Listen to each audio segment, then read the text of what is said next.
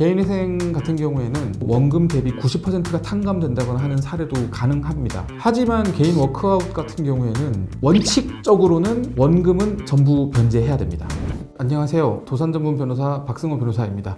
오늘은 여러분들이 많이 궁금해하실 법한 개인회생과 개인 워크아웃의 차이에 대해서 좀 알려드리도록 하겠습니다. 이번 영상을 보시고 여러분들께서 개인회생과 개인 워크아웃의 차이점에 대해서 아시게 되고 여러분들께 어느 게 더 좋은 제도일지 한번 확인하실 수 있는 좋은 기회가 됐으면 좋겠습니다.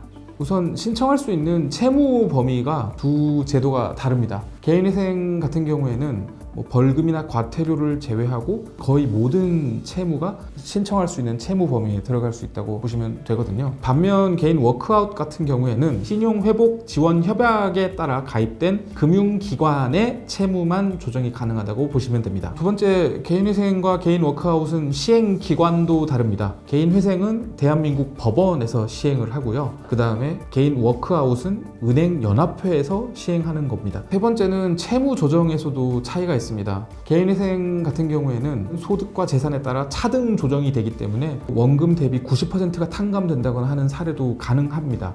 왜냐하면 말씀드린 대로 소득과 재산에 따라서 조정이 되기 때문입니다. 하지만 개인 워크아웃 같은 경우에는 원칙적으로는 원금은 전부 변제해야 됩니다. 다만 기간이 오래된 경우에 한해서 예외적으로 일부 탕감 받을 수 있는데요. 탕감률과 관련해서는 하지만 개인회생하고는 비교가 안 된다고 보시면 됩니다. 그리고 네 번째는 변제 기간에서도 차이가 있는데요.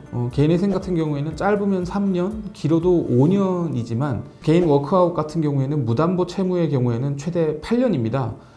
왜 8년인지 이유에 대해서 얘기하시면 이게 사실상 원금을 분할해서 상환하는 개념이라고 보시면 됩니다. 그리고 무엇보다 결정적인 차이점이 있는 거는 개인회생은 변제 기간이 끝나면 법원으로부터 면책 결정을 받을 수 있다는 게 가장 큰 차이점이라고 할 수 있습니다. 다섯 번째, 그러면 한번 개인회생과 개인 워크아웃을 진행했을 때 변제 금액을 한번 계산을 해보도록 할게요. 월 소득은 100만 원이고 재산은 거의 없고 채무 금액은 5천만 원이며 1인 가족이고 그 다음에 연체된 지 1년 정도 됐다라고 했을 때 우선 개인회생 같은 경우에는 이런 경우에 월 10만 원씩 총 3년 동안 360만 원을 변제하게 될 겁니다.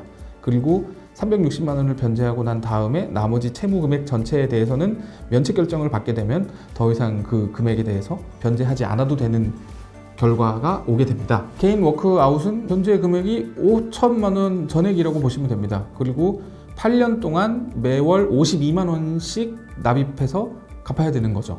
개인회생 같은 경우에는 지금 여러분들의 이해를 돕기 쉽게 하기 위해서 좀 가정적인 건데 그래도 어찌됐건 똑같은 채무 금액이었을 때 워크아웃과 개인회생의 차이점을 여러분께 이해하기 쉽게 하기 위해서 설명드린 부분이라고 생각을 하시면 될 것 같습니다.